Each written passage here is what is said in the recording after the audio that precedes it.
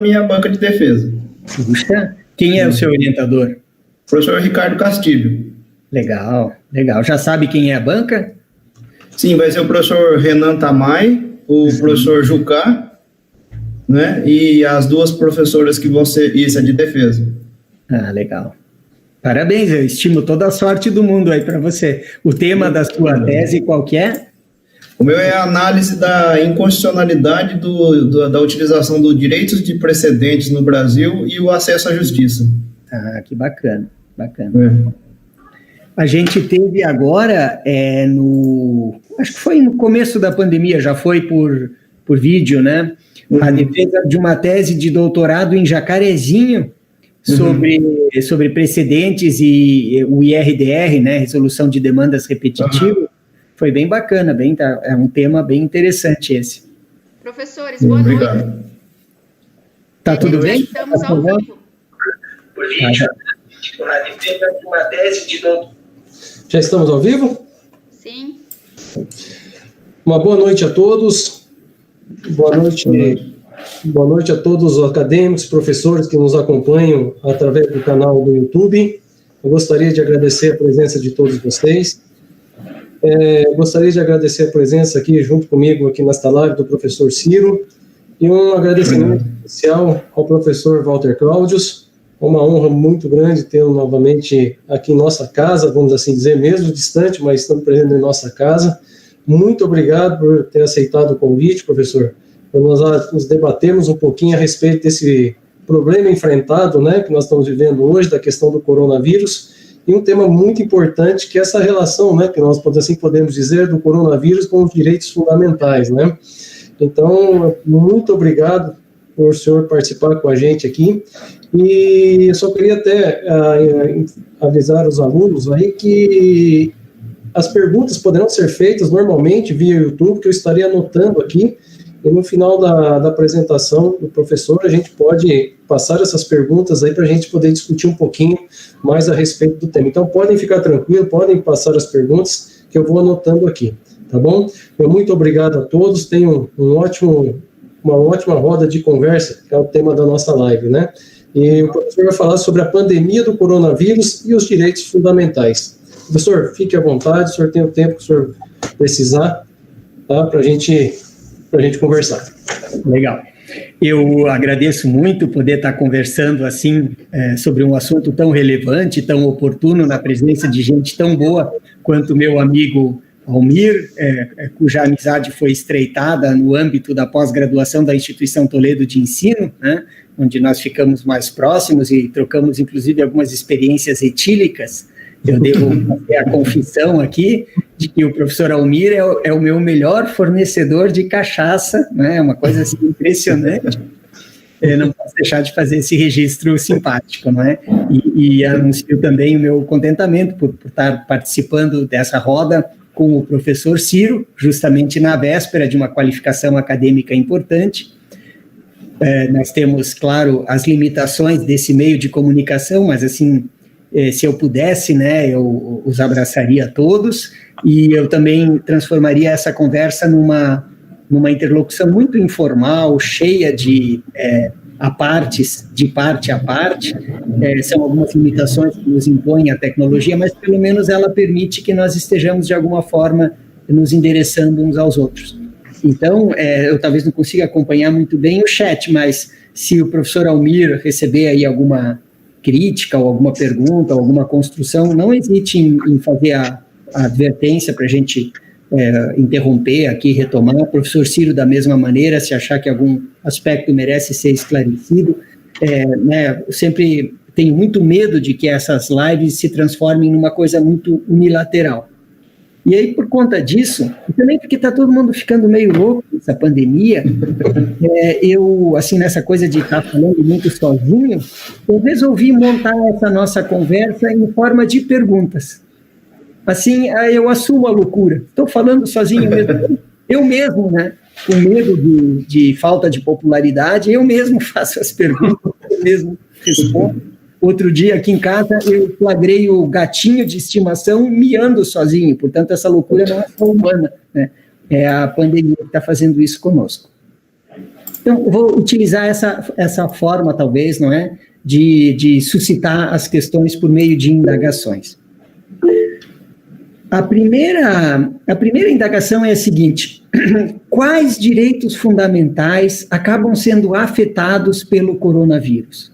E aqui nós temos que reconhecer o caráter nefasto, mas amplamente democrático desse vírus que não poupa ninguém. Portanto, os mais variados direitos fundamentais, desde os direitos fundamentais liberais, vamos dizer assim, ligados à iniciativa econômica, até direitos sociais ligados à alimentação, dentre os direitos individuais, os direitos de locomoção, a liberdade religiosa, direitos vistos pelo lado do empregado e direitos vistos pelo lado do patrão, direitos considerados em âmbito nacional, como, por exemplo, o direito ao transporte, e direitos que também se projetam no âmbito internacional, como é o caso da saúde, da Organização Mundial de Saúde, ou seja, a gente pode ter uma ligeira ideia da dimensão, da intensidade, da extensão com que o coronavírus contamina também os direitos fundamentais.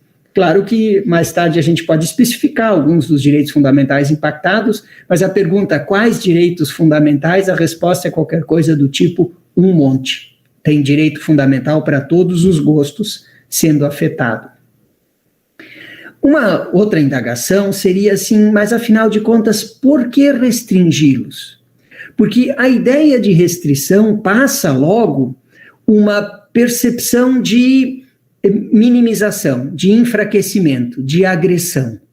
Ora, eu não vou aqui, obviamente, de forma ingênua, dizer que restrição de direitos fundamentais é sempre e necessariamente uma coisa boa para os direitos fundamentais. Afinal, é de restrição que estamos a falar.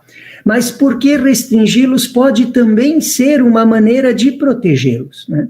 Se nós encontramos formas jurídicas, se nós encontramos formas pré-determinadas de conduzir essa restrição, a restrição talvez seja a melhor forma possível que os juristas encontraram, inclusive para tentar protegê-los, ou pelo menos para tentar acomodá-los, para tentar fazer com que os direitos fundamentais sofram o mínimo, já que eles vão se colocar num ambiente de conflito, num ambiente de contradição.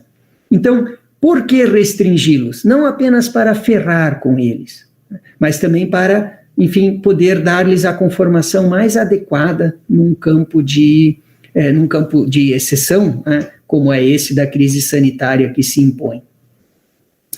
E essas perguntas são muito próprias de um ambiente altamente qualificado e jurídico, como é esse da FACREI, embora isso possa ser compreendido para os estudiosos e para as pessoas envolvidas em outras áreas do saber também, mas do ponto de vista jurídico, assim, a gente tem uma preocupação muito grande com como restringir os direitos fundamentais, já que eles precisam ser restringidos, já que a restrição talvez seja a melhor maneira que a gente encontra de trabalhar com eles, como pode se dar essa restrição? Bom, primeira coisa, é preciso que haja uma lei. Portanto, a restrição, em princípio, só pode acontecer por meio de uma lei formal. E nós temos, na grande maioria dos países afetados e também no ordenamento jurídico brasileiro, nós temos, pelo menos, um grupo de leis que autoriza essa restrição a direitos fundamentais. A começar pela Lei 13.979 de 2020. Essa é a lei do coronavírus, a Lei 13.979 de 2020. O problema de uma lei restritiva de direitos fundamentais em geral é que ela deve ser uma lei a mais específica possível, para dizer exatamente onde o direito pode ser limitado, pode ser restringido. Nesse ponto, essa lei dá uma rateada, porque a Lei 13.979, ela é uma lei genérica, é uma lei meio aberta, meio fluida. Há aqueles que criticam, que dizem que ela é fluida demais, e nesse sentido ela incidiria numa inconstitucionalidade, que os direitos fundamentais não podem ser não pode haver essa pseudo-restrição que, na verdade, é um cheque em branco. Mas já eu penso que a gente deve olhar com alguma condescendência para essa lei, porque os desdobramentos da crise sanitária, eles eram inimagináveis no início e até hoje suscitam tanta inquietação, tanta dúvida. Então, assim, eu salvaria a lei, eu diria, ela é um pouco genérica, ela não é um bom exemplo, nem sempre as leis poderão ser genéricas assim, quando forem restringir direitos fundamentais, mas essa daí, tendo em vista os contornos imprecisos da pandemia, eu acho que ela se salva. Mas ela é genérica. Ela fala que poderão ser adotadas medidas como, por exemplo, portanto é um rol meramente indicativo, e aí ela fala, olha, restrição nos aeroportos, restrição de locomoção, medidas restritivas, enfim, que podem atingir também a requisição de bens públicos. Ela quero com isso dizer, formalmente nós temos sim lei, mas é uma lei genérica. E talvez nesse caso, nessa conjuntura, nós não pudéssemos exigir muito mais dessa lei. Não é a única. Outras leis também autorizam medidas restritivas a direitos fundamentais, inclusive leis locais. Então, tem sido muito comum, né, a decretação de calamidades públicas, de estados de emergência, enfim, dependendo um pouco da nomenclatura, e essa legislação ela é encontrada em todas as esferas da federação, inclusive nos municípios. Então, eu diria que as autorizações legais necessárias para a restrição a direitos fundamentais, elas também podem ser encontradas em autorizações legislativas locais. A grande legislação que nós temos como parâmetro é essa Lei 13.979. Nem sempre, todavia, essa lei é absolutamente necessária, tendo em vista que, às vezes, a restrição a direitos fundamentais decorre do simples fato de haver outros direitos fundamentais que podem rivalizar no ambiente da Constituição. Então, nós sabemos que todos temos e somos muito ciosos de um direito à privacidade, que inclusive, muito recentemente, foi protegido pelo Supremo Tribunal Federal, quando ele disse que alguns dados sigilosos não poderiam ser capturados das empresas de telefonia, dos meios telemáticos, por causa do censo do IBGE, por exemplo. Todos nós somos muito ciosos da privacidade. E nós também sabemos que uma democracia precisa de luz, precisa de liberdade de informação, de circulação de informações. Ora, mesmo que não haja lei, instaura-se aqui um conflito possível entre a privacidade e o direito de informação, o direito de liberdade jornalística. Então, o simples fato de haver direitos fundamentais que eventualmente podem concorrer e colidir, já é um fator, né, para a restrição de direitos fundamentais. Além disso, essa lei precisa respeitar a proporcionalidade. Então, há uma questão assim também um pouco de quantitativa, digamos assim, de gravidade, de intensidade, né? Por exemplo, uma restrição absoluta à liberdade de locomoção, muito provavelmente não teria como ser justificada, né? Uma restrição, ainda que leve ao direito de informação por causa do coronavírus, também muito provavelmente não teria como ser justificada. Então também não basta qualquer lei, tem que ser uma lei que atente para a proporcionalidade.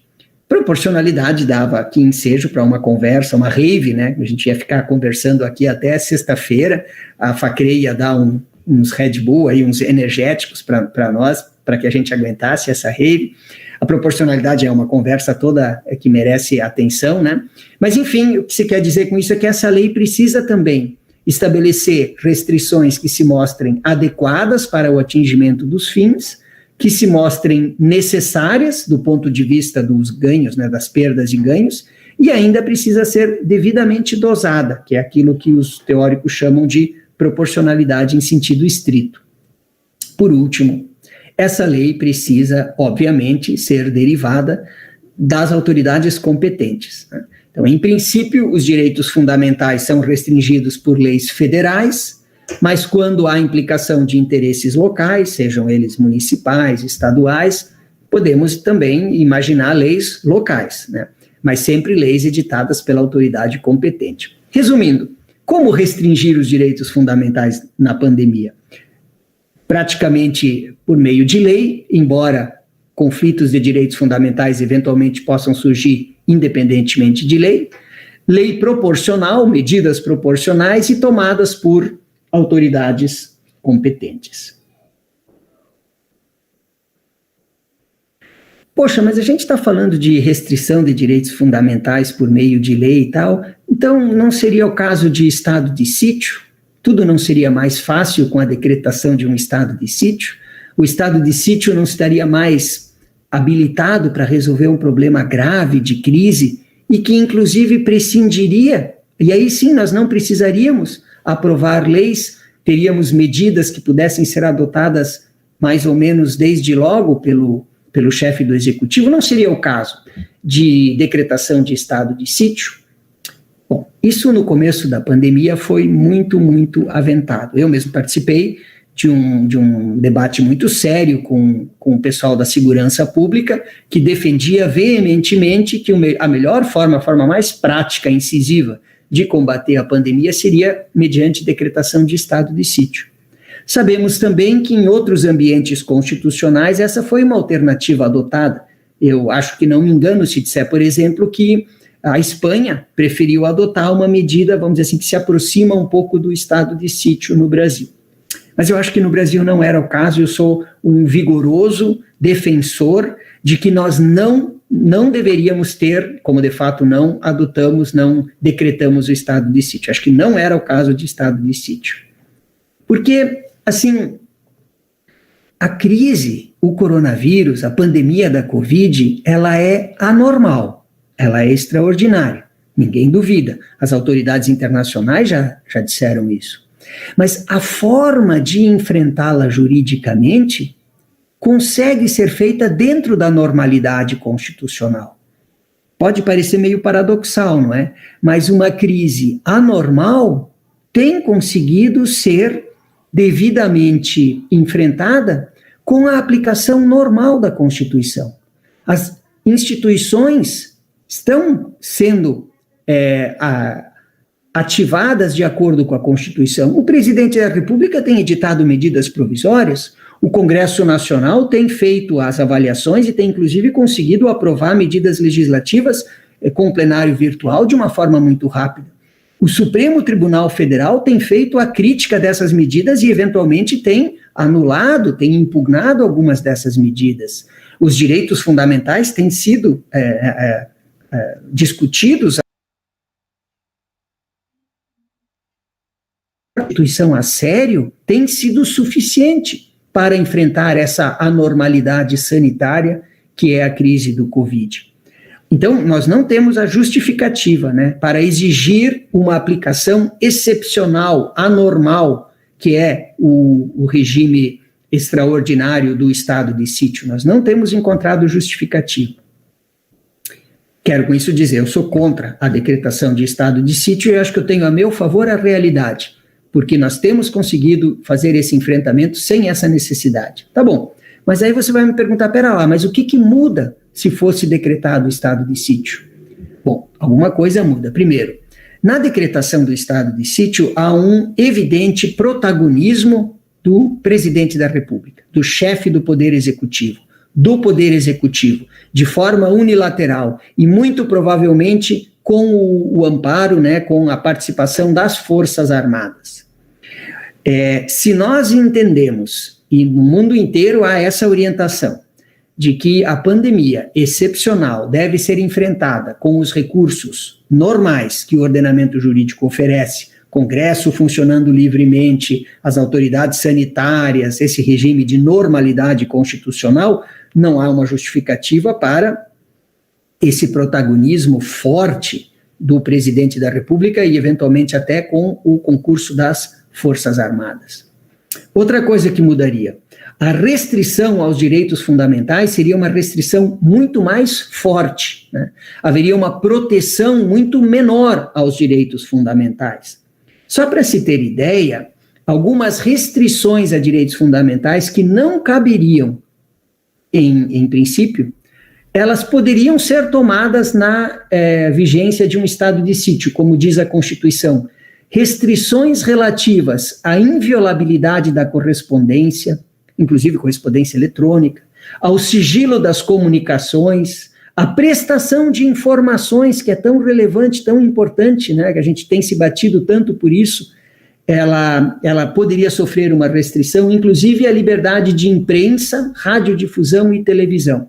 Essas medidas absolutamente extremas numa democracia, que se justificariam de maneira muito excepcional na vigência de um estado de sítio, elas, me parece, seriam catastróficas, né, se elas fossem tomadas por conta da pandemia. Imagina se nós não tivéssemos o acesso às informações, que assim já são, às vezes, meio capengas, né? Como é que as autoridades sanitárias iriam orientar os seus procedimentos? Como é que as pessoas iam formular os seus projetos de vida tão condicionados se elas não tivessem acesso às informações? E ainda outras restrições, como nós vimos aqui, ao sigilo das comunicações, são medidas muito extremas, que fora de uma situação de estado de sítio não poderiam ser tomadas, não estão sendo tomadas, não poderiam ser tomadas agora, mas nós correríamos esses riscos na vigência de um estado de sítio. Isso, portanto, é o que muda, né, se nós decretássemos o estado de sítio. E tem um lado simbólico muito importante também, que é justamente esse de que eu falava logo no início, né? É você reconhecer que não consegue enfrentar uma pandemia dessas com a aplicação normal da Constituição. Eu acho que para um constitucionalista, para um amante das coisas do direito constitucional, seria um fracasso muito grande dizer que a Constituição não consegue fazer face a uma pandemia dessas com a afirmação dos direitos fundamentais. Enfim, as restrições são devidas basicamente por conta de conflitos entre direitos fundamentais. Como resolver os conflitos entre direitos fundamentais? Até hoje, ninguém conseguiu a chave desse mistério. Nem Harry Potter, né, o maior mágico do mundo, com seus recursos de varinha, etc., nem ele conseguiu fazer isso.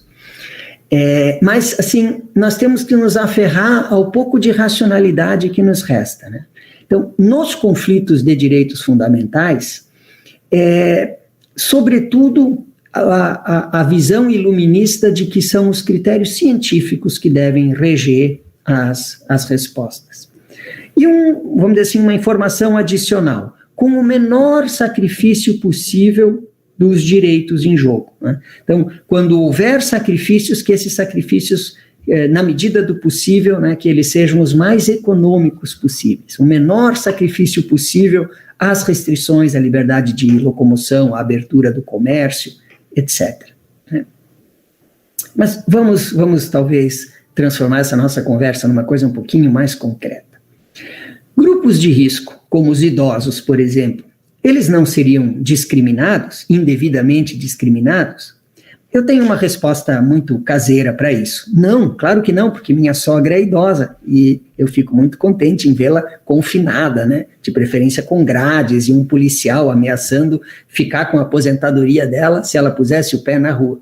Mas, enfim, brincadeiras à parte, não é por uma razão doméstica, não é? Mas o que eu queria dizer é que, sim, eles são discriminados e, por isso, essa argumentação precisa ser uma argumentação muito convincente. E aqui ela obviamente, né? Trata-se aqui de uma medida de prevenção a elas, a fragilidade delas, portanto é quase que uma discriminação em homenagem a elas, é uma discriminação positiva nesse sentido, e há também o problema do risco social, do custo, né, do custo social dessas internações, desse tratamento digno que os idosos devem merecer. Portanto, por serem grupos de risco, eles são discriminados, a questão há uma justificativa para isso. Como há, por exemplo, a justificativa de restrição a direitos de outros grupos de risco, como, por exemplo, os viajantes, né, os que vêm de fora, que sofrem um processo de quarentena, etc. Então, adiantamos desde logo essa observação. Falávamos, né, dos idosos, e a principal restrição que se vê aqui, que se verifica aqui, é a restrição à chamada liberdade de locomoção, que é o direito de ir vir e ficar também. O direito de ficar, ele também é afetado, né? Eventualmente você gostaria de ficar no seu ambiente de trabalho e já não pode, deve voltar à reclusão do seu lar, por exemplo. Então, essa é talvez assim uma das mais imediatas e mais duras restrições, e que alguns lugares recebem inclusive a versão drástica, né, do lockdown, da quase impossibilidade de sair de casa. Então, nesses casos de restrição à liberdade de locomoção, pode haver prisão, a pessoa pode ser presa porque descumpre isso? Bom, a resposta aqui, em princípio, é que não, a pessoa não pode ser presa, porque essas medidas, que incluem a restrição à liberdade de locomoção, elas não são qualificadas juridicamente como crimes. Então, a pessoa que descumpre, né, essa restrição, em princípio, ela não comete um crime, e por isso ela fica sujeita a sanções jurídicas, mas não à prisão. Então, as autoridades policiais, por exemplo, elas devem orientar essa pessoa a tomar, né, o comportamento devido, voltar à sua casa, etc. Se essa pessoa resistir, as autoridades policiais poderão, inclusive, impedi-la de permanecer naquele local, de se locomover, mas isso não autoriza, em princípio, isso não autoriza a medida drástica da prisão, a não ser que daí derive um crime, como, por exemplo, uma agressão física à autoridade, né? Ou que a prisão devesse acontecer por uma outra razão, por exemplo, a polícia flagra na rua um perigosíssimo ladrão, né? Mas não é disso que estamos a falar. Portanto, em princípio, não cabe prisão. E também não cabe, por exemplo, o emprego de algemas, que, por sinal, é muito restrito, e há, inclusive, uma súmula do Supremo Tribunal Federal, uma súmula vinculante, dizendo o quão restrita deve ser a utilização, o emprego das algemas, a não ser em casos excepcionais de descumprimento, né, de agressividade, de descontrole. Vou mencionar um caso acontecido na França. Olha só o cuidado que nós temos que ter com os procedimentos, né? A legislação na França foi um pouco mais dura do que a nossa, porque a intensidade com que o Covid bateu lá também foi uma coisa assim surpreendente. Então eles estabeleceram, eu não sei todos os detalhes, mas eles estabeleceram um regime mais ou menos do tipo assim: se o sujeito era pego na rua sem justificativa, ele sofria uma advertência. Da segunda vez era uma multa, da terceira vez a multa aumentava, e na outra vez, então sim, ele poderia ser conduzido à autoridade, né? Quase que levado à força para a autoridade. E um sujeito no sul da França, se eu não me engano, ele acabou sendo levado à autoridade, porque já tinha sido, vamos dizer, já tinha incorrido na infração várias vezes, mas a forma como se descobriu que ele tinha descumprido, né, as portarias várias vezes, foi a utilização de um aplicativo que foi concebido para infrações de trânsito. Acho que era alguma coisa ligada, né, à localização dele por celular e tal. Então, a polícia pegou emprestado um sistema que era utilizado para infrações de trânsito e quis indevidamente aplicá-lo para a questão aí das restrições devidas à Covid. Como não havia nenhuma autorização legislativa para o emprego, né, vamos dizer assim, para a devassa da privacidade dos dados pessoais da pessoa, dos dados pessoais do sujeito, a advogada conseguiu que esse procedimento fosse anulado e que esse sujeito ficasse, enfim, livre, né, dessa injunção. Então, olha só o cuidado que eles tiveram. Não é que o cara não infringiu sim, não é que o cara deixou de desobedeceu sim, mas as autoridades só ficaram sabendo disso porque elas se valeram, né, de um dado que devassava a privacidade do sujeito e que não estava autorizado, que tinha sido concebido apenas para as infrações de trânsito. Eu acho que esse exemplo é um exemplo muito bacana, porque nos mostra o cuidado que nós temos que ter também com os procedimentos. E aqui, né, não se tratava apenas da restrição à liberdade de locomoção, mas também à privacidade do sujeito. E se numa relação de trabalho houver, assim, vamos dizer assim, uma exigência de presença física do empregado no seu ambiente, no seu local de trabalho. Isso pode caracterizar assédio? Bom, se essa exigência de presença física do empregado no local de trabalho for feita à revelia das garantias sanitárias, expondo o trabalhador, o empregado, a riscos, né, indevidos, isso pode sim caracterizar assédio para fins de relação de trabalho, né? Portanto, nós precisamos ter bem claro isso também, que a proteção devida à pandemia da Covid é uma proteção que se espraia para as pessoas mais vulneráveis, inclusive mais vulneráveis do ponto de vista econômico. Não vamos aqui demonizar os empresários, né?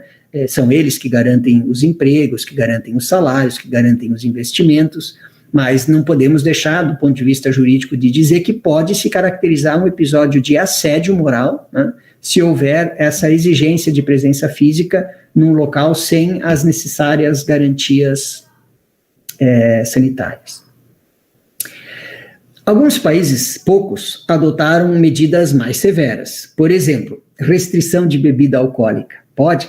Poxa, professor Almir, aquela aguardente especial que o senhor me fornece de vez em quando, né, ela poderia ser banida porque haveria a possibilidade de restrição de venda de bebidas alcoólicas? Isso é uma restrição pesada, né? Nós, no Brasil, em princípio, não a adotamos. Mas nós podemos chegar a esse ponto, podemos sim.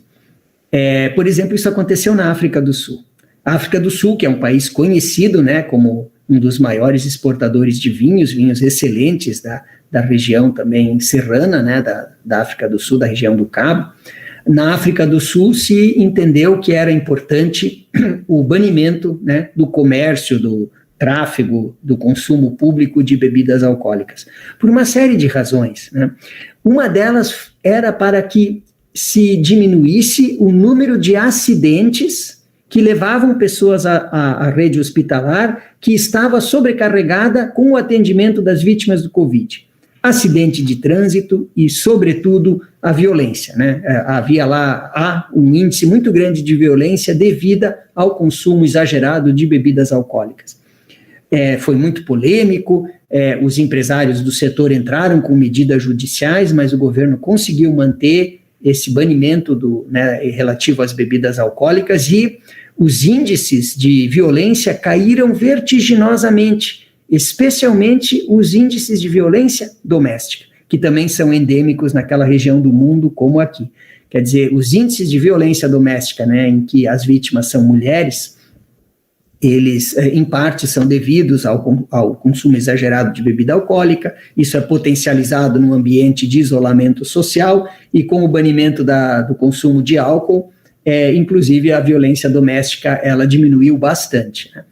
Parece que agora esse banimento foi levantado, e no Brasil nós tivemos, eu disse que o Brasil não chegou a adotar isso, vamos dizer assim, eu falei metade da verdade, porque eu deveria ter dito desde a primeira hora que, na verdade, isso foi adotado de maneira muito pontual, pelo que eu pude levantar. No estado do Piauí, houve, durante um feriadão, se eu não me engano, durante um final de semana, para evitar as aglomerações, que as pessoas se reunissem nos bares e tal, houve sim, pontualmente, né, por pouquíssimos dias, essa proibição relativa à venda de bebidas alcoólicas.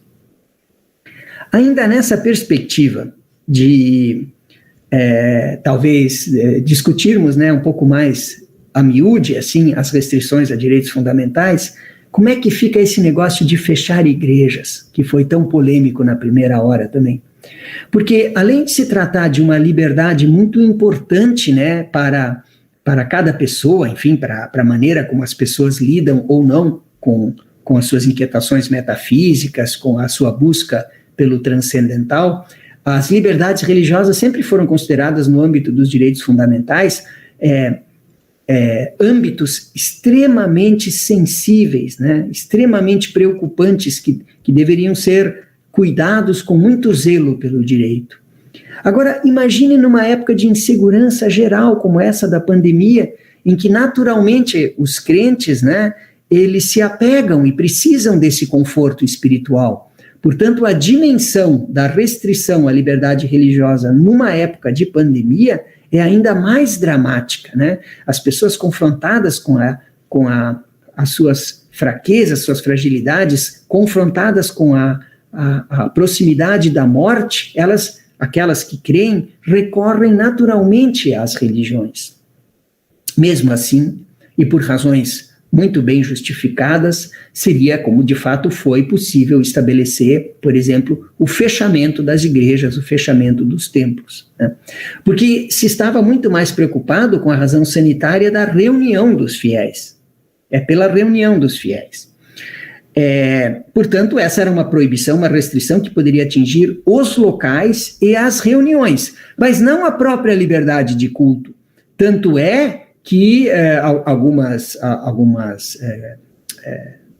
confissões logo migraram também para a plataforma virtual e ficaram, né, a fazer suas cerimônias religiosas por meio virtual. Isso não poderia ser de maneira nenhuma retirado das pessoas, nem tampouco a assistência religiosa, né, nos casos das visitas aos hospitais, aos presídios, etc. Portanto, aqui a restrição precisa ser analisada com muito cuidado, com muita parcimônia, mas é claro que havia justificativas para o fechamento das igrejas.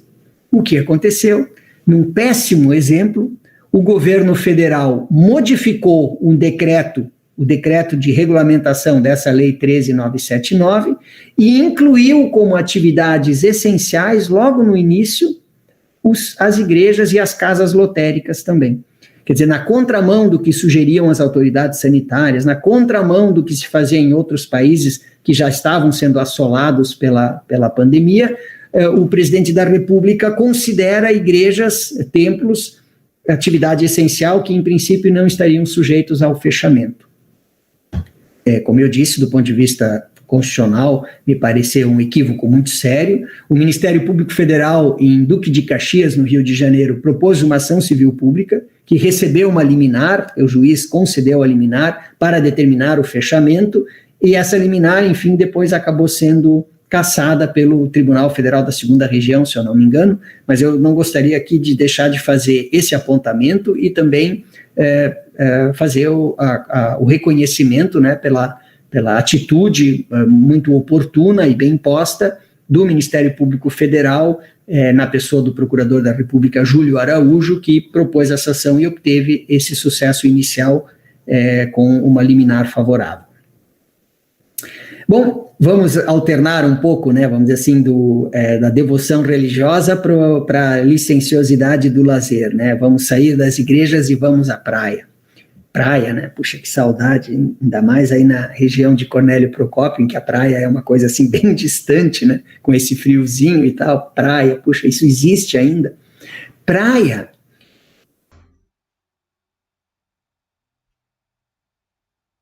Pesado, né? Sim, claro que poderia, não é? Claro que poderia por uma série de razões, desde a contaminação direta até mesmo ao efeito indireto do afluxo de turistas para uma região que não tem tradicionalmente uma estrutura hospitalar adequada, né? Os nossos litorais, eles costumam ser servidos por cidades que têm a sua população, às vezes, duplicada, triplicada, mais até nas épocas de temporada, de feriados, e não tem uma estrutura para isso. Portanto, havia justificativas muito sérias para proibir, vedar ou restringir o acesso à praia. Mas aí surge uma pergunta muito jurídica, do ponto de vista das competências, né? Quem teria competência para vedar ou restringir o acesso à praia? Porque as praias são bens da União. A Constituição as qualifica, né, no artigo 20, como bens da União. E não há dúvida de que as praias são bens da União. Mas o fato de se tratar de um bem da União não significa que tudo que acontece no ambiente da praia seja da alçada federal. Por exemplo, se um larápio assalta alguém na praia, isso não é porque aconteceu na praia, isso não é um crime, enfim, um incidente da alçada da competência federal.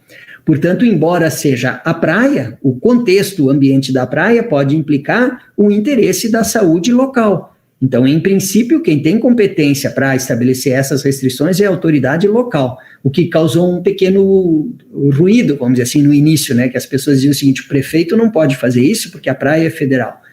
Isso não é verdade, o prefeito pode sim, nesse caso, né? Agora, olha só uma outra discussão muito tópica, né? Está rolando no Supremo Tribunal Federal uma discussão, que deve ser decidida a qualquer hora, sobre se nas passeatas, nesses movimentos, normalmente de índole política, ideológica, né, mas às vezes também étnica, como é o caso da discriminação racial, do Black Lives Matter, agora e tal, uma discussão muito grande se nesses movimentos populares as pessoas têm o direito de portar máscaras no local público, né? Uma discussão muito interessante e alguns sustentando que não, por razões de segurança e tal, não poderia portar a máscara. Mas essa não é a melhor resposta. A melhor resposta é de que prevalece aqui uma liberdade, inclusive de reunião, e que o uso das máscaras, em princípio, não pode ser proibido. Excepcionalmente, por uma razão de segurança, a polícia pode solicitar a identificação de alguém, etc., mas, em geral, a melhor resposta, em termos de direitos fundamentais, é de que o uso das máscaras deve ser tolerado, deve ser permitido nessas passeatas. Há, inclusive, algumas manifestações de constitucionalistas brasileiros nesse sentido, inclusive do Procurador-Geral da República, numa questão que está sendo enfrentada hoje pelo Supremo Tribunal Federal. Espero que o Supremo Tribunal Federal adira, né, a essa concepção em prol dos direitos fundamentais. Mas a loucura aqui está no seguinte: quando então nós estávamos discutindo se existe o direito de usar máscara em local público, vem a pandemia que fala que nós temos que usar máscara em local público. Olha só que doideira, a pandemia nos trouxe aqui a melhor resposta, né? Nós estávamos em dúvida se podia ou não podia, e agora as autoridades nos dizem que nós somos obrigados, que nós temos que, por razões de segurança sanitária, portar as máscaras, né? Então, eu acho que assim ficou mais clara que a resposta, que tem que ser afirmativa, e se desloca a nossa questão, a nossa indagação para o outro ponto. Pode-se impor a retirada das máscaras? Olha só que louco, né? Há 6 meses atrás nós estaríamos aqui conversando. Pode a autoridade obrigar você a proibir a máscara, né? E agora nós estamos discutindo, pode a autoridade exigir que você tire a máscara? E você então vai dizer que não, a autoridade não pode exigir isso de você, porque ela vai te colocar em risco justamente a sua segurança e a segurança da população em termos sanitários. Então, nós transitamos, né, para um momento em que nós sustentamos o direito de usar as máscaras em local público. Também aqui, muito excepcionalmente e por razões devidamente justificadas, por exemplo, para a identificação de um criminoso, como eu já dizia, as máscaras poderiam ser retiradas, ou a sua retirada poderia ser exigida das autoridades, mas isso de forma, assim, muito excepcional. Quem pode determinar as restrições aos direitos fundamentais? A questão da competência, né? Porque a gente aprende ali num quadro que tenta antecipadamente dar todas as respostas do mundo, a gente aprende nas aulas de direito constitucional que, em termos de legislação, em princípio, prevalece a legislação mais geral da União, do âmbito mais amplo, e depois dos estados, e só por último dos municípios. E que, quando se trata de competências não para fazer leis, mas para executar, para tomar atitudes materiais, aí o quadro seria invertido, prevaleceria, em princípio, a competência do ente mais local, que seriam os municípios, e depois dos estados, e só por último da União. É o que a gente mais ou menos aprende, aqui estou fazendo, né, uma síntese muito simplificada, só para assim, talvez tentar antecipadamente resolver os dilemas de competência. Mas a gente não consegue, porque os problemas são maiores do que a nossa antecipação. Aqui também nós não conseguimos resolver isso. O que nós podemos dizer é que, do ponto de vista das atividades, das medidas restritivas, em princípio, trata-se de uma competência material e que, portanto, prevaleceria o interesse mais local. Então, em princípio, a indicação é quem tem competência é o prefeito. E aí é muito engraçado o jogo de empurra-empurra. E quando o prefeito ele quer justificar uma medida que é impopular, ele diz assim, olha, o comércio está fechado, mas não é culpa minha, foi o governador. Mas quando ele não concorda com a política do governador, então ele diz, vou atender ao legítimo interesse da associação comercial e vou reabrir o comércio. Fica assim um jogo de empurra-empurra, eu tenho visto isso com muita frequência, né? Aí tem assim o juiz de uma cidade não concorda com o prefeito e manda reabrir as academias. O outro manda fechar de novo as barbearias e salões, né, de corte de cabelo, estética, etc, etc. Bom, claro que há uma confusão, claro que há uma apropriação política dessa discussão, mas, em princípio, o que nós poderíamos dizer é que a competência para adotar essas medidas é dada, em princípio, aos prefeitos. Eles têm esse poder e eles também têm essa responsabilidade. Mas a crise da pandemia e as restrições a direitos fundamentais, elas implicam a adoção de um outro critério que é mais decisivo, que é o critério da melhor resposta protetiva aos direitos fundamentais, calcada em critérios científicos, critérios médicos, né? Então, se quem tiver a melhor resposta não é nem a União mais genérica, nem o município mais local, mas, por acaso, o Estado, porque tem uma resposta melhor fundamentada em termos científicos, então a melhor resposta deve ser buscada no critério material, do que é melhor para a proteção aos direitos fundamentais em razão de critérios científicos. Então, o que eu quero dizer é o seguinte, vamos subverter aquilo que nós aprendemos nas aulas de constitucional, vamos demitir o professor Ciro, o professor Almir e o professor Walter, e já não vamos mais adotar os tradicionais critérios de solução de competência, mas vamos reconhecer aqui que o que deve prevalecer é o critério da melhor resposta científica. Eu ia acrescentar só mais uma informação. Nós temos que também, porque a Constituição diz isso, porque a teoria dos direitos fundamentais diz isso, nós temos que levar em consideração mais um quarto nível de consideração, como se já não fosse complicado o que chega. Temos que ouvir o que o município tem a dizer, temos que ouvir o que o Estado e o Distrito Federal tem a dizer, temos que ouvir o que a União tem a dizer e temos que levar em conta também os padrões internacionais. A nossa Constituição diz claramente que os direitos fundamentais precisam de uma abertura para o direito internacional, portanto, o direito internacional, ele também é um padrão que deve ser observado. Ele é suficiente, por exemplo, o direito internacional, para impugnar uma medida adotada, por exemplo, por um prefeito. Podemos dizer para o prefeito, em princípio, o senhor teria competência, mas as medidas que o senhor adota violam os padrões internacionais. Isso pode engajar a responsabilidade internacional do Brasil. Do ponto de vista constitucional, nós temos aqui uma série de implicações. Nós podemos, inclusive, instaurar um incidente de deslocamento de competência, né, por causa dos compromissos internacionais que o Brasil adota. Penúltima autoindagação, né? Qual é o papel do direito internacional, afinal de contas, nisso tudo, né?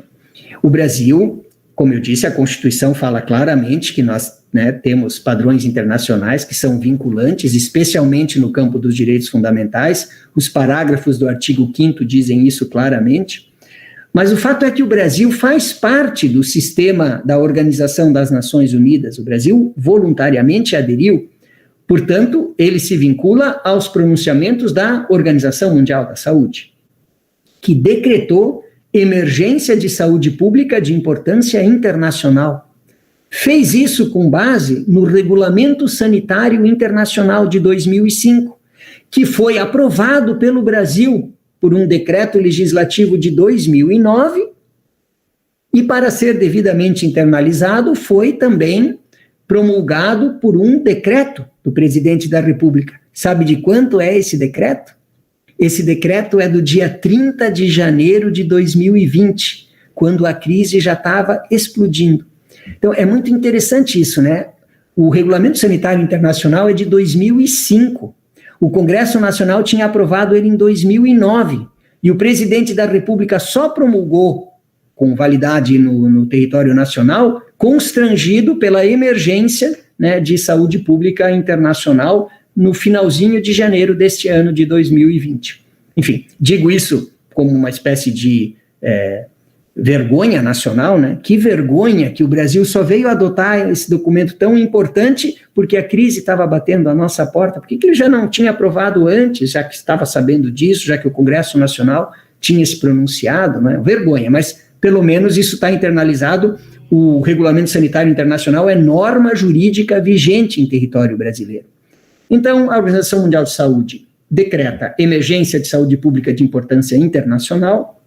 A Lei 13.979 é promulgada fazendo referência a esse Estado, e no âmbito do sistema interamericano, a Comissão Interamericana de Direitos Humanos edita uma importantíssima resolução, a primeira resolução de 2020 da Comissão Interamericana de Direitos Humanos, que se intitula, isso é muito importante, Pandemia e Direitos Humanos nas Américas. Um documento jurídico internacional, né, promulgado por meio de uma resolução da Comissão Interamericana, que é vinculante para o Brasil, e que se preocupa basicamente com a pandemia e a proteção aos direitos humanos, especialmente em relação aos mais vulneráveis. O que eu extraio disso, não é? Justamente eu tenho feito um estudo sobre os direitos sociais, e eu percebo que no direito internacional há uma diferença muito grande entre os direitos civis e políticos de um lado e os direitos econômicos, sociais e culturais de outro. Que o direito internacional, em princípio, ele é muito refratário, ele oferece uma proteção muito fraquinha para os direitos sociais, se comparados aos direitos civis e políticos. Ele, inclusive no plano das cortes internacionais, da litigância jurídica internacional, era preciso sempre utilizar como argumento para defender um direito social, era preciso dizer que estava sendo impactado também um direito civil e político, para então conseguir apenas por tabela, por via indireta, a proteção de um direito social. Por quê? Porque havia limitações, né, de jurisdição internacional, de aplicabilidade desses direitos. Então, toda vez que você queria afirmar um direito social no plano internacional, você precisava dizer que ele estava vinculado a um direito civil e político que estava sendo violado. Então, por exemplo, quando havia problemas de saúde, a litigância internacional dizia que havia aqui um comprometimento do direito à vida. Aí tudo bem, é um direito civil e político, tradicional, individual, direito à vida, a gente protege melhor. Quando havia, por exemplo, um problema ligado ao direito fundamental social, à moradia, era preciso argumentar com direito de privacidade. A privacidade é que foi violada, quer dizer, sempre pegando carona, né, num direito já bem estabelecido, reconhecido por todos e bem protegido, que seria um direito civil e político individual. Para proteger a saúde, precisava falar do direito à vida. Para proteger a moradia, precisava falar da privacidade. Até para a aposentadoria, esse direito social tão importante, em casos, por exemplo, acontecidos que envolviam o Chile, o sistema interamericano protegia a aposentadoria sob a alegação de que estava sendo violado o direito de propriedade, né, o direito individual de propriedade. Pois bem, nessa resolução número 1 de 2020, a Comissão Interamericana de Direitos Humanos reconhece a autonomia do direito à saúde. Agora o direito à saúde não precisa mais pegar carona, né? Não precisa mais dessa proteção indireta. Foi o direito internacional que foi constrangido pela pandemia e pelo menos ofereceu esse reconhecimento, né, da autonomia do direito à saúde, que é o direito que tende a prevalecer, né, nos conflitos e justificar as restrições a outros direitos fundamentais. Por último, se eu vejo aqui novas perspectivas para os direitos fundamentais, né, qual é o balanço, vamos dizer assim, positivo, eventualmente, da pandemia em termos de direitos fundamentais? Sim, eu vejo algumas consequências que podem ser exploradas de forma muito positiva. Primeiro, há uma discussão, inclusive no Congresso Nacional, há projetos de emenda constitucional sobre se nós deveríamos ou não deveríamos incluir no artigo 5º ou no artigo 6º o direito de acesso à internet. Pois eu acho que a pandemia do Covid deixou, né, assim, esclarecido à sombra de qualquer dúvida que a internet se constitui num direito fundamental contemporâneo, né? Isso já foi reconhecido, por exemplo, pelo Tribunal Constitucional Federal alemão, antes da pandemia, e já vinha sendo tratado por alguns autores, mas eu acho que a pandemia deixa isso claro, né? Nossos direitos mais básicos, como o direito de expressão, direito de exercício profissional, não saberiam ser realizados se não fosse a internet. Para você imagine um sujeito que não tem, pela razão que seja, que ele não tem acesso à internet, né? Os jovens alunos, hoje, sem acesso aos recursos informáticos. Então, acho que ficou claro, dificilmente nós hoje desconheceríamos a qualidade de direito fundamental do acesso à internet e também, mais geral, do acesso à informação, né, com toda perrengue, com todos os problemas que surgiram aí de o Ministério da Saúde, num certo momento, não liberar informações, etc., etc. Segunda perspectiva, que eu diria assim, alvissareira, né, positiva para o regime dos direitos fundamentais é a importância dos direitos sociais, né? Ninguém nega aí a importância dos direitos sociais, como eu acabei de falar, inclusive no âmbito internacional. E por último, essa discussão que se faz tão premente, fica até a sugestão para, né, foros e trabalhos e TCCs, etc., que é a renda universal básica, né? Como um direito, como um verdadeiro direito fundamental, não apenas como uma opção política, mas como um direito fundamental. As pessoas precisam estar inseridas, né, no mercado, né? Você pode até fazer com que a pessoa não tenha trabalho, mas ela continuará consumidor, ela continuará tendo que pagar uma série de pacotes essenciais para o livre desenvolvimento da sua personalidade. Moral da história, uma renda universal descolada de discussões morais do tipo, nós vamos pagar para aquele vagabundo que não trabalha, etc., descolada, né? A renda universal básica como um mecanismo absolutamente indispensável, inclusive para fazer face às nefastas consequências econômicas dessa pandemia que ainda se situarão entre nós por muito tempo, não tenhamos a menor dúvida quanto a isso, né? Também o reconhecimento de que uma renda básica universal e relativamente incondicionada talvez seja uma perspectiva para os direitos fundamentais de agora em diante. Enfim, desculpe se até aborreci vocês com tantos pontos de interrogação, mas eu fico aí à extrema disposição de todos para a gente estender essa conversa. Muito obrigado pela atenção. Professor Walter, muito obrigado pela explanação, muito precisa. Eu gostaria de pedir licença para o professor para indicar a todos aqueles que não estão nos ouvindo aí através do YouTube, um artigo que o senhor escreveu no Conjur, chamado A Quarentena da Constituição.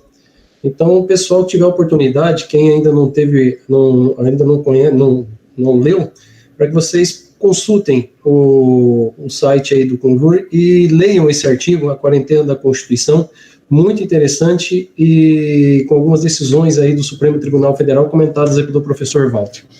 Professor, na realidade eu tenho algumas perguntas aqui e eu vou tentar montá-las aqui de uma maneira sequencial, para não tentar ser repetitivo em relação ao tema que já foi abordado. Algumas questões estão aqui no YouTube, não vai dar para escrever todas, então nós vamos tentar sintetizar aqui a questão.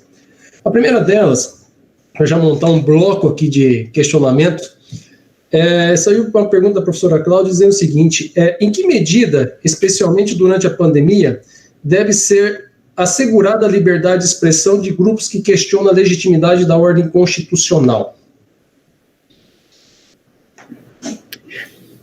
Posso responder? Por favor. Tá bem.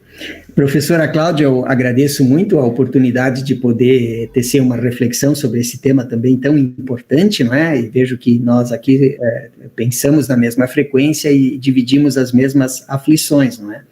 Se nós já vínhamos de uma inquietação muito grande com relação a esses movimentos antidemocráticos, né, que sustentavam, inclusive, a quebra da ordem democrática, incitando violências institucionais que implicavam no fechamento de algum dos poderes, na ameaça física, né, a alguns agentes desses poderes, se nós já vínhamos com essa inquietação antes da pandemia, Na época da pandemia, parece que isso só contribui para nos fragilizarmos ainda mais, né?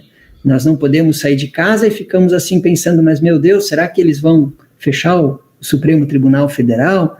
Será que o Congresso Nacional vai ser manietado? Então, eu compreendo e acho que a senhora é uma porta-voz e articula muito bem essa aflição terrível que a gente tem de relativa à ordem democrática, né? E isso tudo pode ser potencializado, inclusive pela informática, pelos meios de comunicação em rede, que é o que nos sobra nesse ambiente. O exemplo da discriminação racial nos Estados Unidos e os movimentos que se seguiram, ele bem demonstra que não é porque está havendo isolamento social que as pessoas estão entorpecidas, elas se revoltam, né? Elas fazem quebra-quebra, elas vão à rua, e isso pode ser capturado tanto pelos democratas quanto pelos não democratas, né? Pois eu assim, tenho aqui claro, algumas inquietações e dúvidas também, mas eu tenho, para mim, muito claro que no ambiente da crítica política, a liberdade de expressão ela deve ser a mais ampla possível, né? Existem algumas franquias da liberdade de expressão que são ainda mais intensas do que no dia a dia. Todo mundo tem liberdade de expressão, mas no âmbito, por exemplo, do comércio, a liberdade é maior, porque você precisa fazer propaganda do seu produto, pode mentir um pouquinho. No âmbito eleitoral, também tem que ser maior, porque você está ali discutindo ideologias. No âmbito da liberdade de cátedra, que a professora Cláudia sente, né, e eu também, nós temos umas franquias, coisas que nós podemos arriscar discutir em sala de aula, que talvez tivesse um desconforto bem maior no dia a dia das pessoas. No âmbito do humor, da liberdade artística, né, quer dizer, uma coisa é você se apresentar nu em plena rua, outra coisa é você se apresentar nu numa performance artística. Portanto, numa democracia, nós devemos ser muito generosos com a liberdade de manifestação do pensamento. E algumas críticas políticas, né, sobre a impropriedade do comportamento de alguns poderes, inclusive com algumas mensagens mais radicais, que algumas pessoas têm considerado intolerável, eu penso que não, que elas têm que ser suportadas numa democracia, né? Por exemplo, eu sou membro do Ministério Público, eu tenho que aguentar, no dia a dia eu tenho que aguentar brincadeiras do tipo, o senhor é procurador da República, o senhor está procurando o quê? Está procurando o seu salário, está procurando não sei o quê, né? Quer dizer, isso não significa que enfim, é desconfortável, mas isso não significa que numa democracia esse tipo de crítica não possa ser tolerado, né? O inquérito das fake news devia ter sido aberto pelo Ministério Público, não foi. Eu devo, então, interpretar que todo aquele que sustenta que o inquérito das fake news é bem fundado, o Supremo Tribunal Federal acabou validando, significa que esse alguém está querendo dizer que o Ministério Público não serve para nada e quer fechar a Procuradoria-Geral da República? Claro que não, eu tenho que ser muito tolerante com isso, né? Eu acho que, eventualmente, está havendo uma certa intolerância e isso limita demais a liberdade de expressão. Portanto, a tolerância aqui tem que ser a tônica, né? E nós temos que ser bastante generosos. Mas chega um momento do limite, né? E o limite, talvez eu consiga me tornar mais claro com exemplos. O limite é quando se sustenta a volta à ditadura, né? Quando se incita o discurso ao ódio, se estimula a violência, se apontam fogos de artifício para o Supremo Tribunal Federal, se fazem acampamentos de protesto e lá se encontram armas, né? Quando se faz uma ofensa dirigida aos familiares do ministro do Supremo Tribunal Federal, para ficar nesses exemplos divulgados pela imprensa, aí é o limite, né? Aí a democracia não tolera o discurso que tem como objetivo destruir a própria democracia. Portanto, eu também não vou aqui dizer que eu não vejo nenhum limite. Há limite, sim. Esses são os limites. Professor, um segundo questionamento aqui, uma pergunta, né, da professora Cássia. Ela fala o seguinte: vivemos uma crise estrutural, política, econômica e sanitária. O senhor acredita que os direitos fundamentais serão de fato fortalecidos após a pandemia?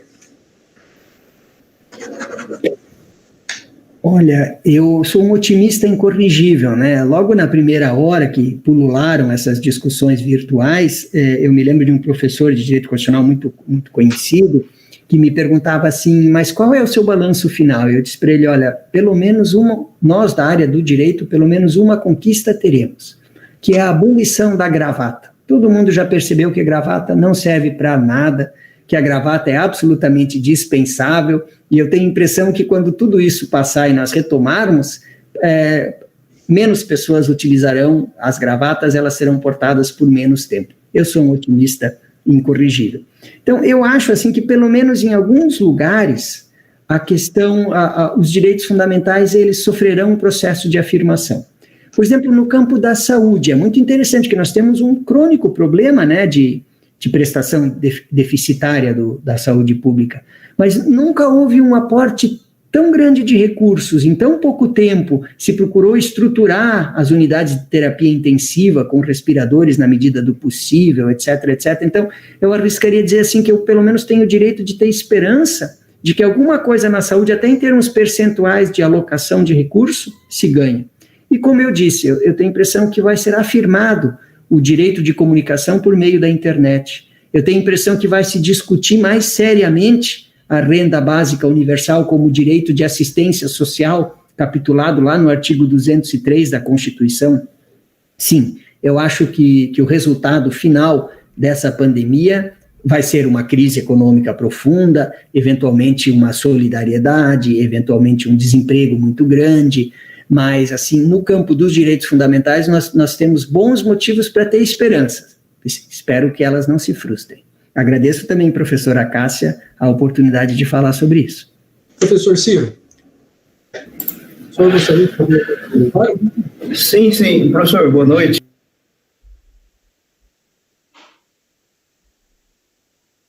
De direitos fundamentais, direito constitucional, com uma leveza tão grande que até a pessoa que mais odeia o tema se apaixona por ele assistindo essa aula do senhor. É impressionante. Parabéns e obrigado. Né? Eu queria dizer, trazer a primeira pergunta que o professor Almir trouxe, abriu um campo para nós discutirmos o seguinte. Foi provavelmente ocasionada a discussão agora, o reavivamento em razão da implementação maior da utilização de redes sociais, da internet, em razão do momento que vivemos, mas já era algo que se pensava muito em regulamentações sobre a utilização das redes, né? E agora nós tivemos a recente aprovação no Senado do PL 2630, que é comumente chamado de PL das fake news e tal, né? Vou fazer um breve comentário só dizendo o seguinte: muito embora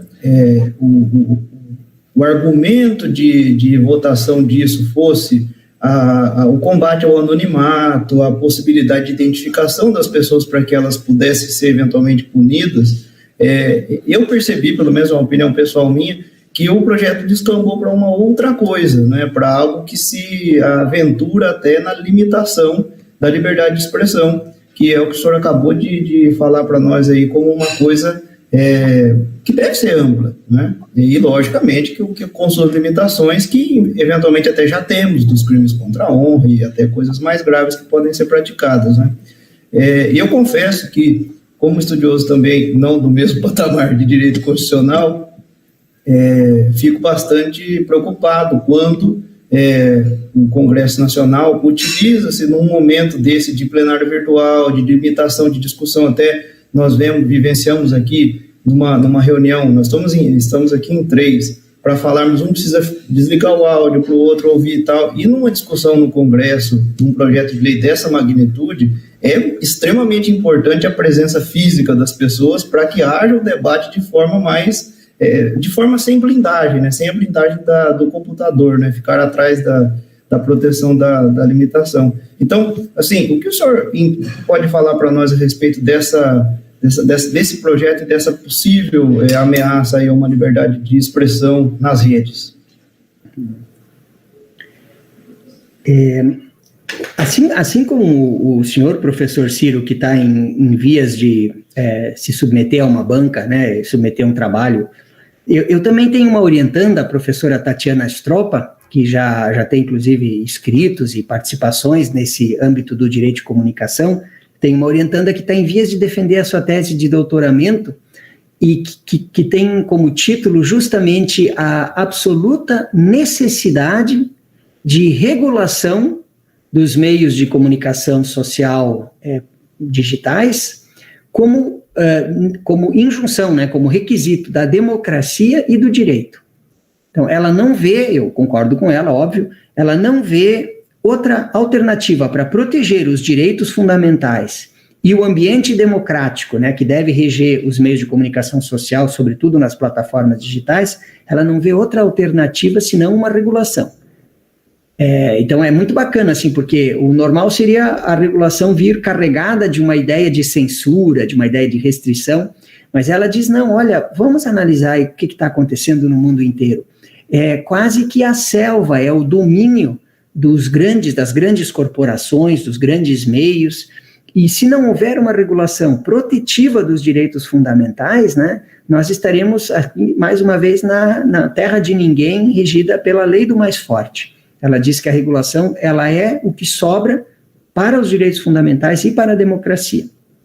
Ela dá alguns exemplos, né? Por exemplo, ela dá os exemplos de oligopólio, um mesmo grupo econômico que controla várias.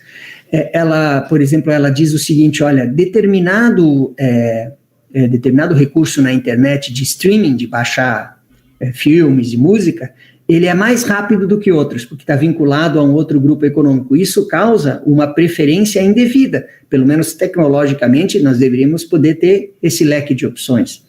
Ela dá conta, mas coisa que nós também já ouvimos falar, ela dá conta, por exemplo, de uma exclusão unilateral do provedor, ou do responsável pela rede social.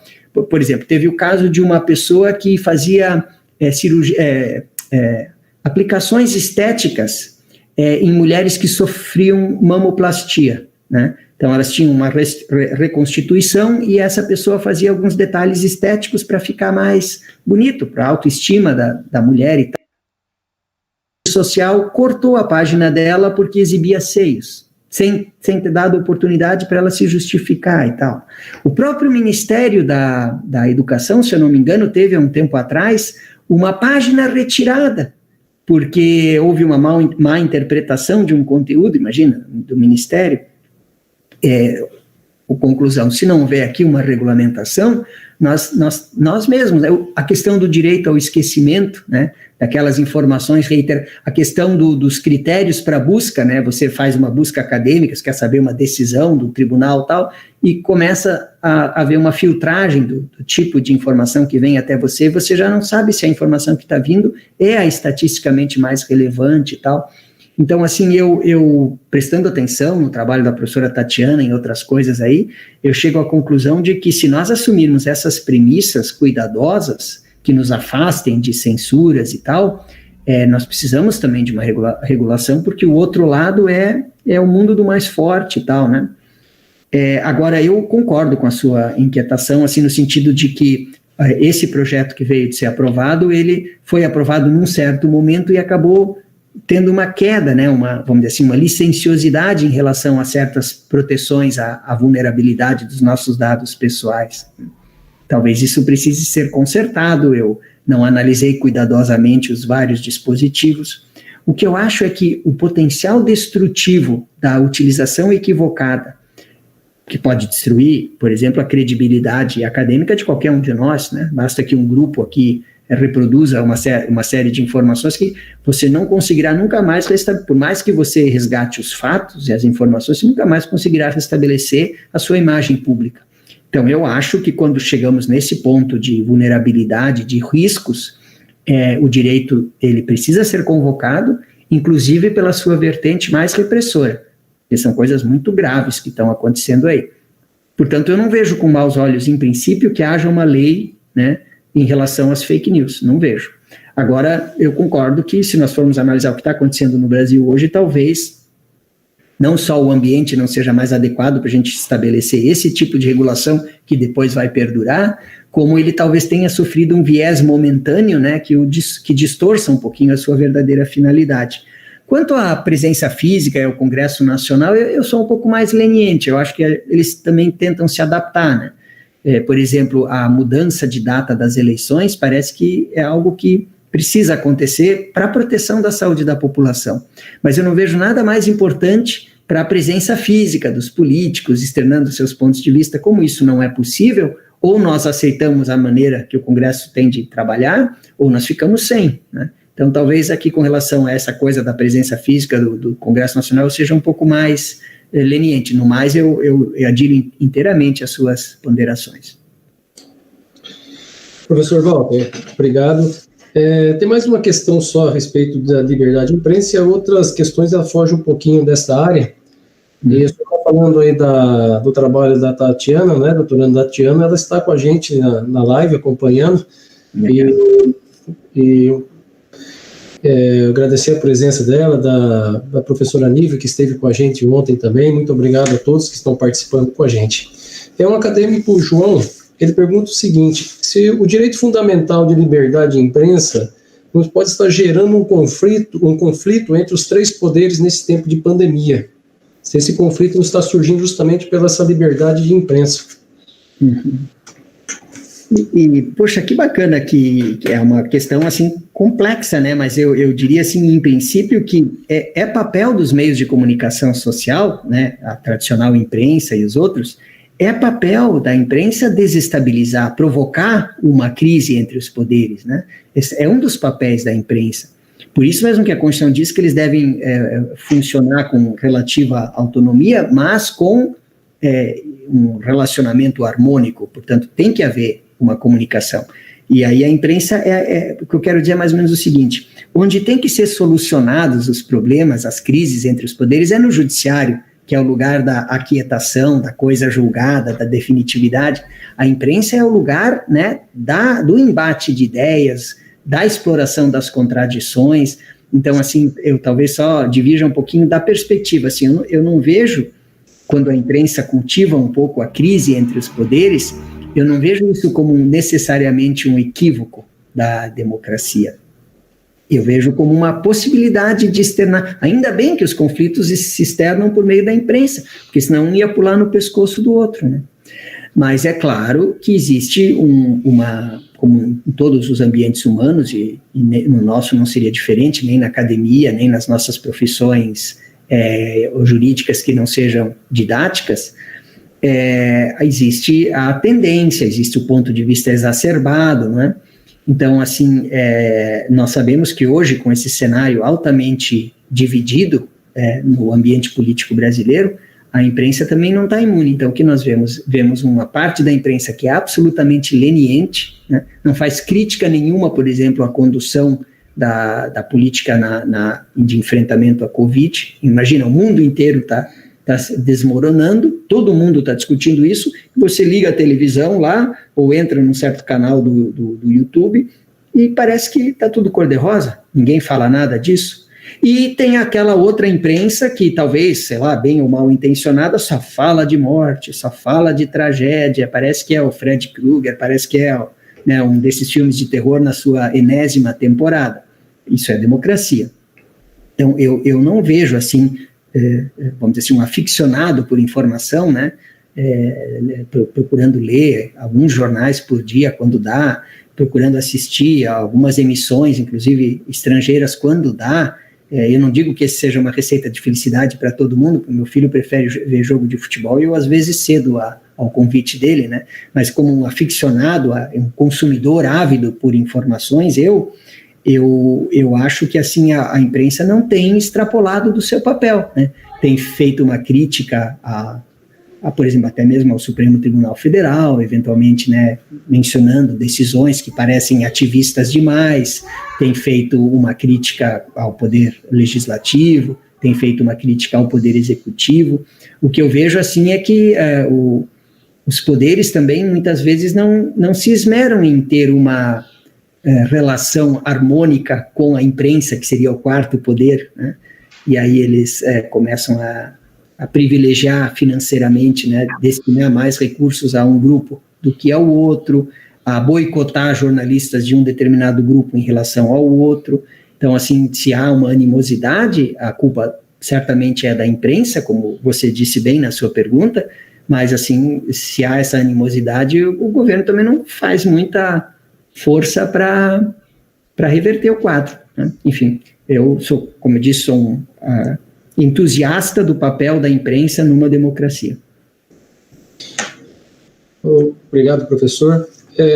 A Mariana fez um questionamento aqui, mas Mariana, o professor já até respondeu essa pergunta durante a explanação dele, tá? Quando ele comentou das autoridades, né, que restringem alguns direitos fundamentais no âmbito estadual, municipal, até o exemplo que deu a respeito da praia.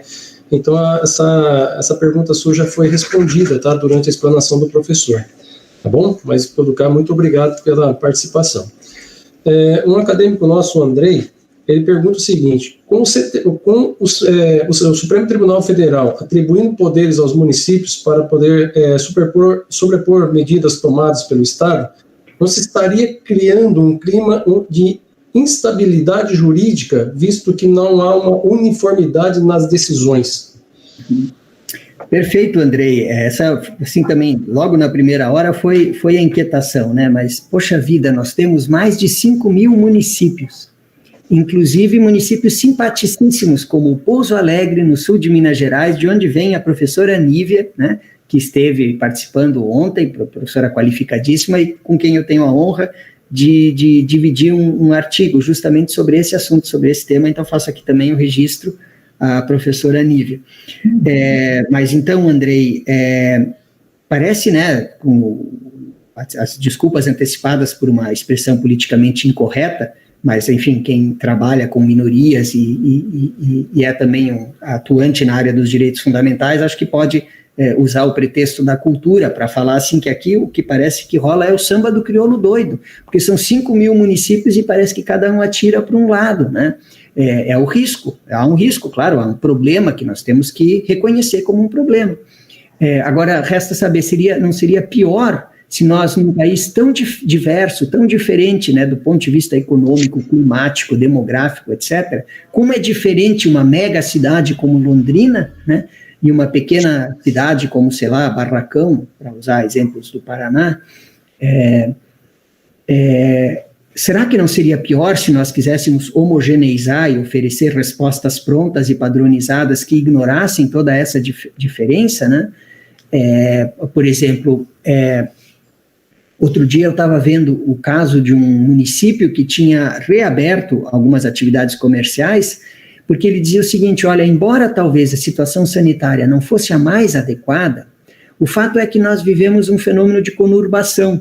Então, o nosso município é colado em municípios vizinhos e as pessoas simplesmente vão nesses municípios vizinhos, que deixam o comércio, as academias, sei lá, abertas. Então, ele falou assim: a minha medida ela está sendo politicamente impopular, economicamente traumática e praticamente inócua, porque as pessoas estão indo né, no município vizinho. Então, se é assim, ou nós nos concertamos, todos os municípios da região, para adotar uma mesma política, ou eu abro também, né? Então, assim, me parece que aqui nós, como juristas, devemos reconhecer que, às vezes, só a avaliação casuística, né, de determinada situação é que pode revelar a resposta adequada, sob o risco de nós termos esse balaio, essa coxa de retalhos. Então, assim, eu acho que o Supremo Tribunal Federal acertou quando ele afirmou a competência dos municípios num contexto em que os municípios são fragilizados, né, porque por poucos recursos, por causa da força dos entes maiores, o Estado, o governador, os deputados, o poder federal, né, as autoridades federais, o Ministério da Saúde, etc. O município obviamente, um parceiro menor, menos poderoso. Eu achei bacana que o Supremo Tribunal Federal tenha reconhecido, de uma leitura da Constituição, que nós não podemos negar as atribuições, as competências e as responsabilidades dos municípios. Essa é uma parte da história. A outra parte é que o próprio Supremo, me lembro bem da liminar concedida pelo ministro Marco Aurélio, num dos primeiros casos, que ele disse assim: porém, é preciso atentar para a coordenação da União, né, para a orientação de políticas macro, de ordem regional e até mesmo de ordem nacional. E o nosso sistema federativo, ele se estrutura um pouco assim. Veja o SUS, né? O SUS não pode ignorar as UPAs que vão eventualmente salvar a vida do sujeito que está ali pertinho. Mas o SUS, assim como não pode ignorar as UPAs, ele não pode ignorar que ninguém tem tantos recursos como o Ministério da Saúde. Então, por isso mesmo que eu aqui enfatizei muito, né, que embora, em princípio, haja essa competência local, ela não pode ser exercitada de forma arbitrária, porque existem padrões. E os padrões estão cada vez mais claros, padrões dados pela Organização Mundial de Saúde, por ONGs, pelo governo federal, enfim, é preciso analisar qual é a capacidade hospitalar, é preciso analisar como é que funciona o transporte coletivo, é preciso analisar como é que está sendo a testagem, né? E se essas informações forem revelarem uma certa fraqueza, o prefeito ele é menos poderoso do que ele imagina, né? Enfim, era o que me ocorria dizer sobre isso. Obrigado, professor Walter. Tem uma pergunta aqui também que eu vou passar adiante, porque o professor já respondeu também durante a sua explanação sobre a questão dos estados e municípios, se essa delegação dos estados e municípios de restringir direitos fundamentais não estaria violando a Constituição. O professor já comentou durante a explanação a esse respeito, então, para a gente não repetir os mesmos questionamentos, eu vou passar para outra pergunta, tá? Mas muito obrigado aí pelo envio dessa pergunta. Agora eu vou ler um pouco aqui que está justamente no YouTube, que não deu tempo de anotar. Uma pergunta do professor Wagner, que diz o seguinte: a competência concorrente reconhecida pelo STF nos casos de pandemia somente são válidas para os entes inferiores. Quando for para editar normas mais rígidas, quando for para flexibilizar, prevalece a norma do ente superior sobre o inferior. Uhum. Eu acho que eu entendo o que o professor Wagner quis dizer, né? Ele quis dizer o seguinte, que no âmbito das competências legislativas, em princípio, prevalecem as normas gerais, né? Quanto mais gerais forem. Portanto, a hierarquia, para usar uma aspa aqui com todo municipais ainda mais integrativas, ainda mais complementares, né? Por isso mesmo que nós temos, por exemplo, a Lei Orgânica da Saúde, que é a Lei 8.080, se não me engano, que disciplina, é uma lei federal que dá normas gerais para o funcionamento do SUS e que está sendo aplicada por aí. Mas o Supremo Tribunal Federal, ele mais se manifestou agora na pandemia, não sobre competências legislativas, também se manifestou, mas não tanto em relação às competências legislativas. O Supremo Tribunal Federal, ele se manifestou mais sobre as competências materiais, sobre as medidas que podem ser adotadas, né? E aqui ele reconheceu, como o professor Wagner já tinha anunciado, ele reconheceu aqui que há competências comuns, não concorrentes, mas comuns, para usar a linguagem da Constituição, né? Competências comuns para cuidar da saúde, por exemplo. E aqui, né, em princípio, um eventual conflito no âmbito das competências comuns, ele tem uma ligeira inversão de orientação. Em princípio, prevaleceria a medida adotada pelo ente mais local. Então, é uma inversão, né? Prioridade, vamos dizer assim, do município. Agora, nós vimos que, até mesmo sobre isso, prevalece o critério do que é mais cuidadoso. Me permita, professor Wagner, dar um exemplo de um caso judicial em que eu atuei na Procuradoria logo no início, que era um daqueles casos clássicos, depois o Supremo Tribunal Federal acabou se pronunciando sobre isso também, em que um município desesperado, vendo seus munícipes ali sofrendo muito com a pandemia, ele descobre que no seu território há uma fábrica de respiradores, né, ventiladores automáticos. E ele, então, requisita, e vai lá o secretário da Saúde com outras autoridades, para confiscar, é quase isso, né, para, na verdade, requisitar esses respiradores que estão fazendo tanta falta naquele município. Só que, na verdade, essa indústria já tinha se comprometido, né, já tinha cliente para esses respiradores que, na verdade, era o Ministério da Saúde que ia fazer uma distribuição em âmbito nacional. Poxa vida, né? A gente sabe que todos os entes da federação têm competência para requisitar. E estaria errado dizer que o prefeito não pode requisitar. Agora, a gente precisava analisar essa questão concreta. Essa requisição do prefeito se justificaria? Ela não fomentaria uma espécie de canibalismo federativo, né? Em que para proteger os seus munícipes, os meus munícipes, eu procuraria fazer o que poderia de melhor, sem levar em consideração a situação dos outros também. E aqui, nesse caso, prevalece aquilo que o ministro Marco Aurélio tinha anunciado como um esforço de coordenação, né, nacional, portanto, das autoridades federais. Esses respiradores tinham que ir para o Ministério da Saúde e ele precisava alocar conforme uma ordem de prioridades. Agora, se esse prefeito dissesse o seguinte, olha, vi que você já doou respiradores para cidades que não precisam tanto quanto eu, pode ser que o juiz desse uma resposta diferente, dissesse, não, prefeito, o senhor tem razão, tem que requisitar, porque está havendo aqui um desvio de função por parte das autoridades federais. Não era o caso. No caso, o que nós víamos era um pequeno movimento, talvez muito bem intencionado, mas um pequeno movimento de egoísmo federativo, né, que não é cabível. Então, naquele caso, eu mesmo me pronunciei pela invalidade da requisição que o município fez para ficar só com ele aqueles respiradores que foram produzidos por uma indústria que era sediada no seu próprio território.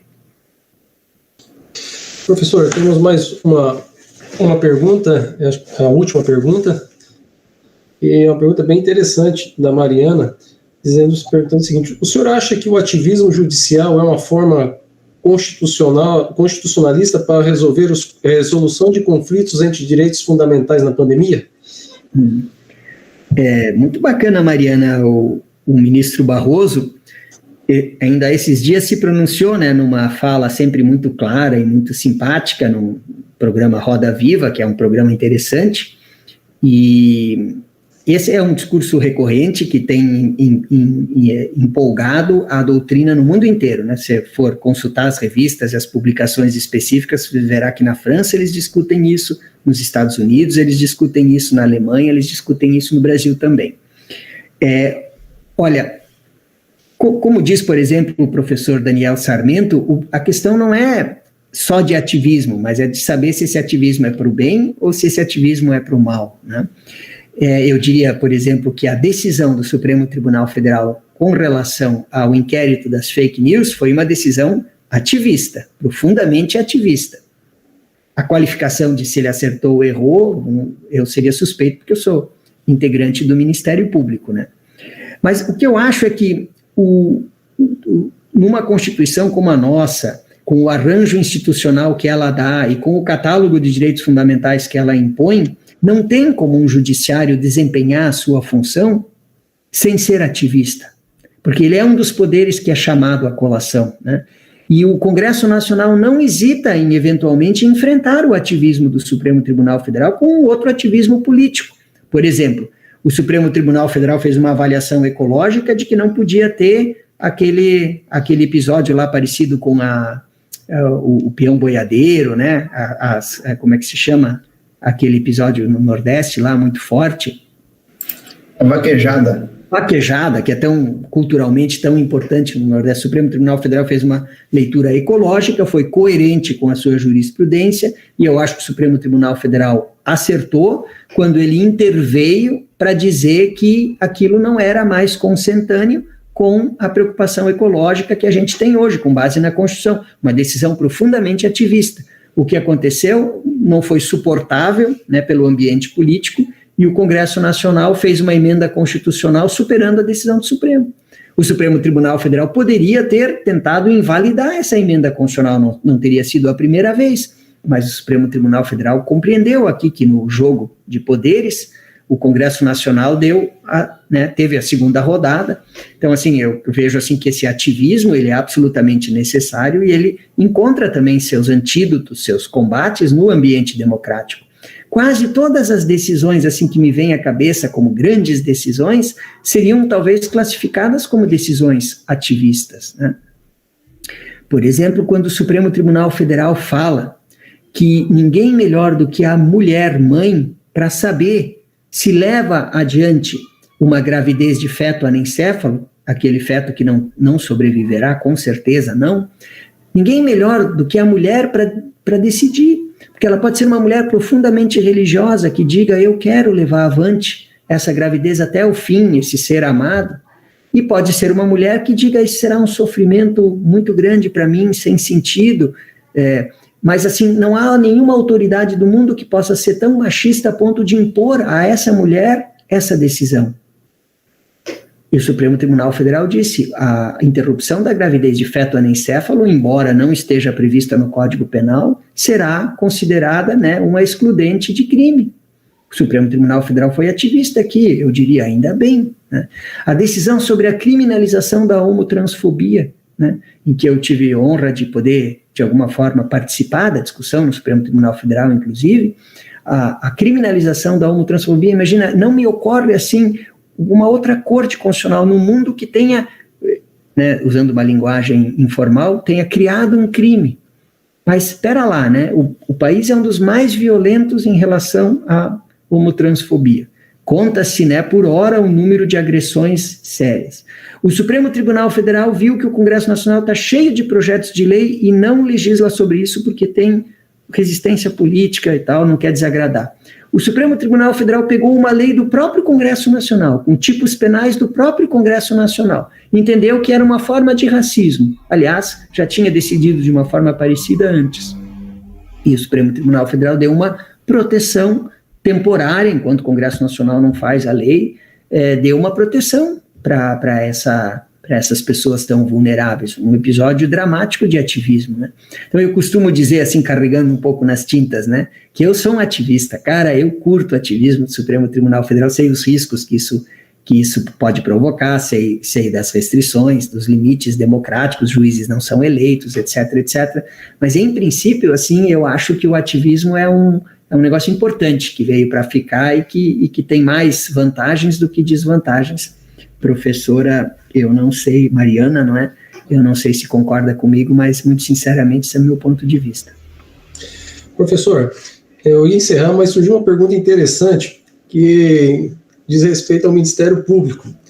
E eu gostaria de repassar, quem está fazendo a pergunta é a Marla Marcon.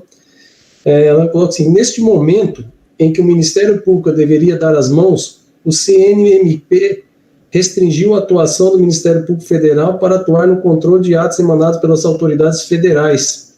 Qual a sua opinião? Pois bem, eu me sinto à vontade para externar minha opinião aqui dentro dos limites éticos, né, que se me impõem, porque eu sou membro do Ministério Público, porque não é um caso que está sob minha responsabilidade, enfim, não é um caso do qual eu participo, não há informações sigilosas, e se trata de um órgão de controle externo, né? Portanto, sendo um órgão de controle externo, eu me sinto super à vontade para fazer aqui a minha colocação. Eu acho assim, em primeiro lugar, o Conselho Nacional do Ministério Público exorbita das suas atribuições constitucionais quando se pronuncia em relação à atividade fim do Ministério Público. Isso é um desvio de poder, né? Isso ir além das suas atribuições democráticas, constitucionais e respeitáveis. Não foi para isso que o Conselho Nacional do Ministério Público foi instituído. Em outras ocasiões, o Supremo Tribunal Federal já traçou algumas balizas, portanto, eu imagino que isso seja um pronunciamento que, independentemente do equívoco, né, ou do acerto, está além das competências, das atribuições do Conselho Nacional do Ministério Público. Essa é a primeira consideração que eu faço, tranquilo. A segunda consideração que eu faço é mais ou menos política, como a senhora já insinuou, Marga, né, que isso não tem contribuído potencialmente para uma inteligência entre os vários ramos e subdivisões do Ministério Público, né? Isso é uma tentativa de regulação que mais compromete do que facilita a inteligência entre as várias vozes do Ministério Público. Então, assim, ela tem esse problema, que, na minha opinião, é um problema suficientemente relevante. Objetivamente, acho que um crítico reconheceria que esse é um problema. E por último, né, assim, a minha experiência pessoal de trabalho no âmbito da defesa federal dos direitos humanos vai revelar que as imbricações são absolutamente necessárias. Por exemplo, como nós poderíamos com segurança dizer que não há nada de potencialmente federal num determinado episódio, se existe um incidente de deslocamento de competência feito justamente para, eventualmente, deslocar da competência local para a competência federal. como é que quando todo mundo já introjetou, já compreendeu e estuda direitos difusos, transcendentes, que atingem todos ligados ao meio ambiente, por exemplo, a pandemia, como é que nós agora podemos, talvez, dizer que no âmbito do Ministério Público essas coisas são mais estritas e um não pode colocar o pé no do outro, né? Então eu vejo também assim uma disfunção em relação ao tipo de direito que se está a tratar, que são direitos difusos, direitos ligados aos direitos humanos, aos direitos fundamentais, com implicações internacionais, por essas várias razões. Eu, obviamente, mas a senhora, convenhamos, a senhora não imaginava que um membro do Ministério Público Federal fosse dar uma resposta muito diferente, né? Eu tenho uma opinião, assim, muito contrária. Eu acho que foi muito infeliz e eu espero que isso seja revertido, inclusive, se for o caso, mediante uma determinação judicial. Inclusive, a Associação Nacional dos Procuradores da República também tem uma posição nesse sentido, então é uma posição também associativa, corporativa, não é? Agradeço que a senhora tenha me dado essa oportunidade e, muito francamente, lamento muito que nós tenhamos chegado a esse ponto. Bom, professor, acho que chegamos aí ao fim da nossa roda de conversa, as perguntas já passaram. Eu gostaria de fazer um agradecimento a todos os participantes dessa roda de conversa, fazer um agradecimento especial ao professor Walter, pelo carinho, por sempre estar atendendo nossos pedidos, né, de participar aqui na FACREI. Muito obrigado, professor, pela grande contribuição que o senhor nos passou aí nessa noite, né, nessa roda de conversa, muito gratificante. É sempre um prazer muito grande ouvi-lo, né? E não tenha dúvida que logo estaremos aí convidando o senhor novamente para a gente trocar mais informações aí a respeito de temas tão importantes, tantos importantes daí da área jurídica. E vamos esperar terminar essa pandemia aí para a gente tomar dar uma equilibrada aí, uma cachaçinha também, que, como diz assim, é de ferro, né? Então, muito obrigado por tudo. Sabe, professor, eu agradeço de coração. Ciro, você tem alguma Eu agradeço também, professor, eu externo minhas palavras, acredito que em nome de todos os que assistiram, parabenizo os alunos, principalmente os alunos que compareceram nesse evento, tiveram uma oportunidade única de ouvir um dos maiores expoentes de direito constitucional que temos no Brasil, e falando de uma forma tão acessível, sem perder a profundidade.